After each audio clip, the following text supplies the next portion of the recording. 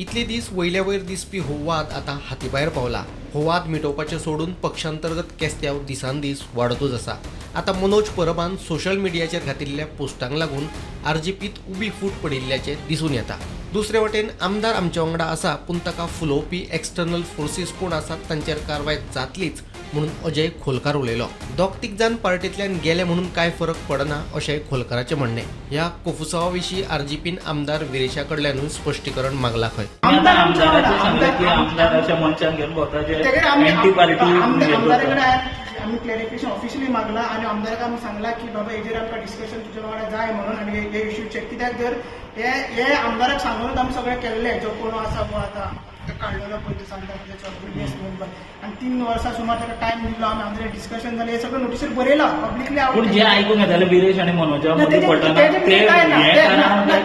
ते कारण ना तेतून कांयच ना। हे एक्सटर्नल फोर्सीस आनी इंटरनल थोडे जाण आमचे आसले ते आयज आउट केला मनोजान ते रिफ्ट करतले।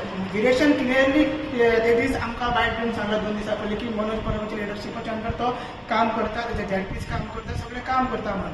सो तेंचे भितर कांय रिफ्ट ना, थोडे असले इंटरनल एक्सटर्नल फोर्सीस ते आमी एक्सटर्नल कोण आहा ते आमी फायंड आउट करता। म्हणून इंटरनलची नांवां केला ती सारकी आसा प्रेसिडेंटान।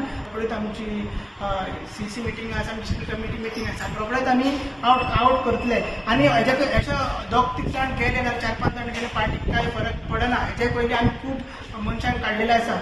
हे विशीं आमदार विरेश बोरकाराचें म्हणणें आयकून घेवपाचो यत्न केलो, पूण ताका ह्या विशयाचेर कांयच उलोवपाचें ना। Bureau report, prudent.